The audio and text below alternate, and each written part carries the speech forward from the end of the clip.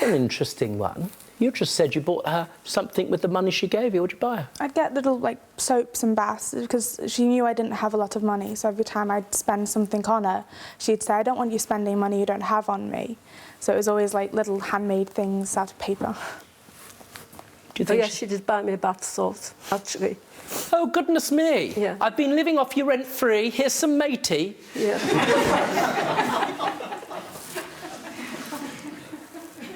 Here. How marvellous. I get free internet. I tell you what, I'll give you a bag of custard creams. Again, you see, you've given her the cash, but you've enabled this to happen. Tell me about the bed in April. This carries on. You see, we've got January, February, March, April. What happened with the bed, please? When she came to stay with me, she was sleeping actually on one of those folding beds, and I couldn't see her sleeping on that either. And then she said, once she gets the job, she's moving out, and would I be prepared to get her a bed? And she would pay me for that, which I said, OK, thinking that she will move out sometime, and at least she'll have a bed and a wardrobe, and she's Bubby, you just had what's called a sudrate moment. You just had a funny moment. I want somebody to move out. The best way of moving out, you see, let me help you, because I know you're a nice, intelligent, thoughtful woman. The best way to get somebody to move out who has no legal right to be there is to change the locks, not to buy them a bed. Yeah. You know, some people said, I'm going to evict you. Here's how I'm going to evict you. I'm going to make you more comfortable. Doesn't end there. Because then in May she then goes to visit family. Is it mum or dad in Tel Aviv? It was my brother's bar mitzvah, so everyone. They all go. You go too? I went, yes.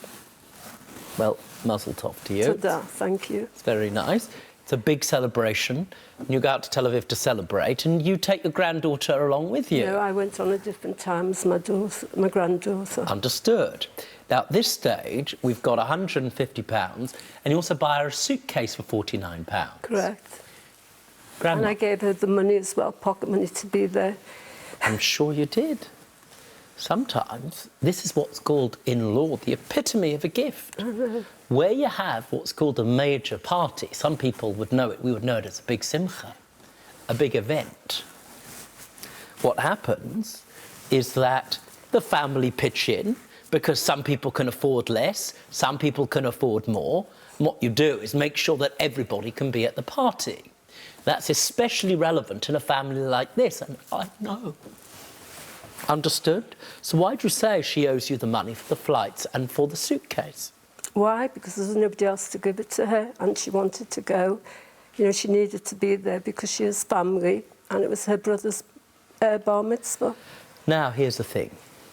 This is what's interesting to me and where the case becomes both fascinating and difficult, Grandma. On the 28th of June, at this stage, she's got into considerable debt with you. And so you decide to do something. What is it that you decide to do? Do you remember? I made it to I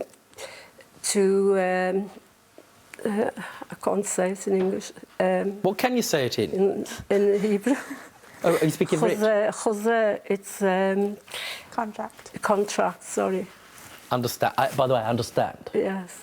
אני רוצה contract, בבקשה. I'd like to have the contract, please. Can I see it? Now, when was this drafted? The date I've got is the 28th of June, 2017. Is that when you wrote this? My granddaughter did this. You wrote it? Yes. Now, here's the problem, Grandma. In law, this may represent a contract. It may represent what's called an IOU. In this case, it's a bit of both. What this has done, it's written by you to reflect what you say she owes you in law, and consequently, which you say you can enforce in court. Let's have a look at it. This contract states that Sylvia will receive a payment of £3,500 from Thalia. Do you say, Grandma, that that is the amount that is represented to that date of how much she owed you? From everything. For everything, including the suitcases, everything. The guns, everything. It could be a lot more, but that's what... It could be a lot more. I could be 10 foot taller and look like Brad Pitt. That's all I'm interested in. Understand? Correct. Contract states that Sylvia will receive a payment of £3,500 from Thalia when she receives her maintenance loan starting on the 5th of September. Now, what's the key thing, the key clause that said there, please, Thalia? That I'd received the maintenance loan. No. The key part of that clause in law is when you receive your maintenance loan, the money received will cover the payments detailed below, etc. Any previous expenses and costs comes to £2,721. That's what we've been talking about, including travel costs, money owed as loans, at any given time in the past year, laptop and tablet bought for ease of internet access, and any other payments that were to be returned. The payment will be received when Thalia receives her maintenance loan on the 5th of September and will be paid off in 3 payments of £1,166 upon receiving the payments from the loan, also in 3 instalments. Now, that is a perfectly written contract. I don't know whether law is in your future. Journalism. Who knows? Sorry? Journalism. Perfect, because you can certainly write clear and unequivocal English. Thank you. When did you receive your maintenance loan? I'm not eligible for it. For more Judge Rinder cases, click here. And if you've got a legal issue yourself, get in touch with us by clicking over here.